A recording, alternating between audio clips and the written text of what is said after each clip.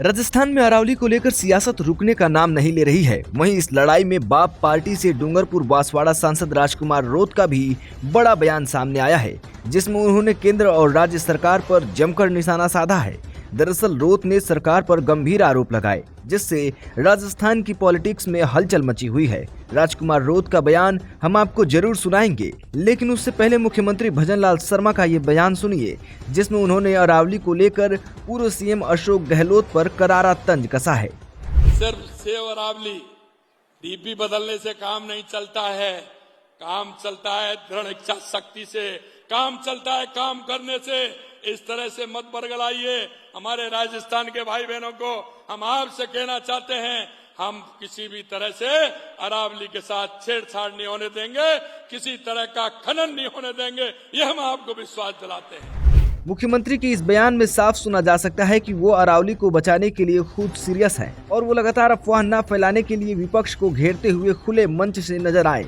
आपको बता दें कि भजनलाल शर्मा के इस बयान के बाद नेता प्रतिपक्ष टीकाराम जूली ने भी उनकी सराहना की है। कोर्ट ने जो गाइडलाइन बदली है, वो गाइडलाइन बदलने के बाद में मुख्यमंत्री जी उसके अंदर चेंज नहीं होने देंगे, तो ये बता दें कि वो उन नियमों को मानेंगे या अपने राजस्थान के अलग नियम बनाएंगे। ये बात मैं चाहता हूँ। हम तो चाहते हैं अरावली बचे, और मुख्यमंत्री जी ने आश्वस्त किया है, इतना बड़ा भाषण दिया है, इतनी बड़ी बात कही है, तो मुख्यमंत्री जी का स्वागत। लेकिन वहीं दूसरी ओर सांसद राजकुमार रोत ने अरावली की नई डेफिनेशन पर सरकार से लेकर कोर्ट पर अपना गुस्सा जाहिर किया है।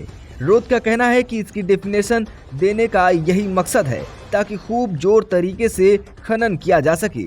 इसके अलावा राजकुमार रोत ने गंभीर आरोप लगाते हुए कहा कि ये सब बड़े बिजनेसमैन के दबाव पर किया जा रहा है, क्योंकि बड़ी मात्रा में बॉक्साइट और लिथियम की खोज अरावली पर्वत पर हुई है। ये बड़े उद्योगपतियों के इशारों पे हो रहा है। यहाँ पर भारी मात्रा में अरावली पर्वत श्रृंखला में लिथियम का खोज हुई है, बॉक्साइट की खोज हुई है, और विदेशी कई कंपनियां हैं जो लिथियम चाहती है इंडिया से, और इसीलिए ये लोग कर रहे हैं। और आज कह रहे राजस्थान के मुख्यमंत्री जी कि अरावली को हम बचाएंगे। भाई, आप सुप्रीम कोर्ट में आपकी सरकार ने दिया है, क्यों फैसला दिया है? इतना ही नहीं, राजकुमार रोत की मीडिया से रूबरू होने से पहले उनके कार्यकर्ताओं और विधायक थावरचंद डामोर ने डूंगरपुर प्रतापगढ़ मिनी सचिवालय के सामने मोदी सरकार के खिलाफ जमकर विरोध प्रदर्शन भी किया।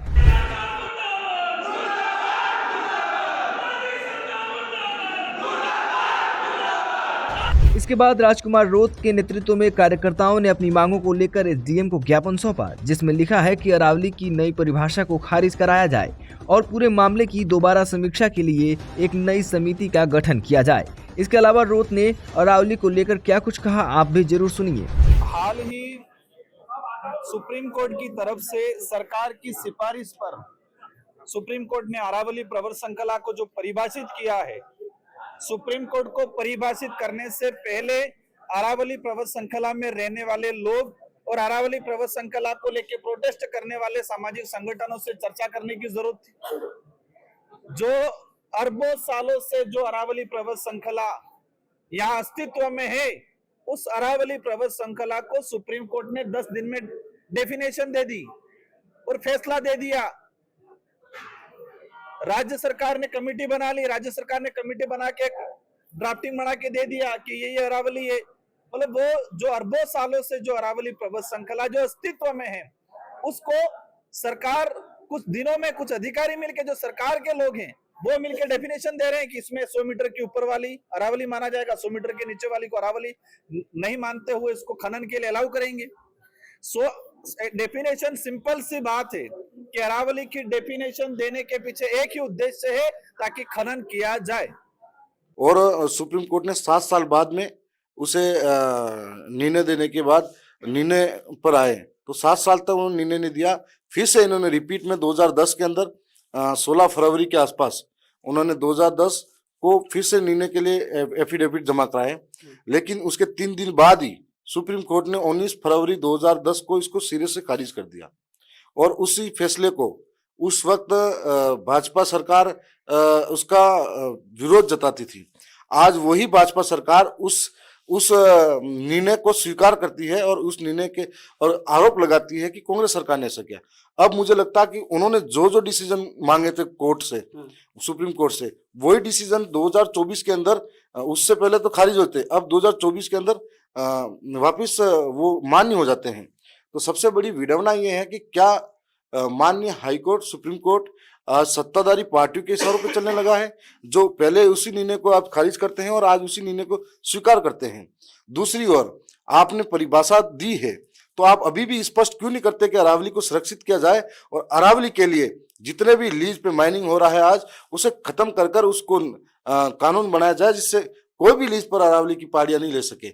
और आज अरावली के बारे में जब आपने कहा है कि इसके लिए लड़ना पड़ेगा, तो बताना चाहूंगा कि अरावली विश्व की, इस पृथ्वी की सबसे पुरानी पर्वतमालाओं में से एक है और इसका विस्तार भी गुजरात के खेड़ ब्रह्मा से राष्ट्रपति भवन तक फैला हुआ है, जिसमें 80% तक सिर्फ और सिर्फ राजस्थान के अंदर है। और राजस्थान के अंदर हमारे लिए महत्वपूर्ण इसलिए भी होती है कि इससे हमारा इतिहास जुड़ा हुआ है। इस मेवाड़ एक ऐसी रियासत रही है जो कभी किसी की गुलाम नहीं बनी, जिसका कारण था इस अरावली पर्वतमालाओं के बीच में, चाहे वो महाराणा प्रताप के साथ में कंधे से कंधा मिलाकर भीलों का संघर्ष रहा हो, साथ सहयोग रहा हो, चाहे इन पहाड़ियों के अंदर हमारे शौर्य और पराक्रम की गाथाएं साथ साथ चलती आई है। तो गोरिल्ला युद्ध रहा हो, तो हमने तीरों के माध्यम से दुश्मनों को हमेशा बाहर खदेड़ा हुआ है। और उसी पहाड़ियों पर हमारा इतिहास, हमारा शौर्य, पराक्रम, बलिदान के रूप में कई दुर्ग खड़े हुए हैं, कई ऐसा हमारे लोग जुड़े हुए हैं, कई मान्यता हैं, कई देवी देवता हैं। क्या ये चंद भूमाफियाओं को सरकार फायदा पहुंचाने के लिए हमारा इतिहास मिटाना चाहेगी? क्या चंद भूमाफियाओं को मिटाने के लिए हमारी आस्थाएं मिटाना चाहेगी?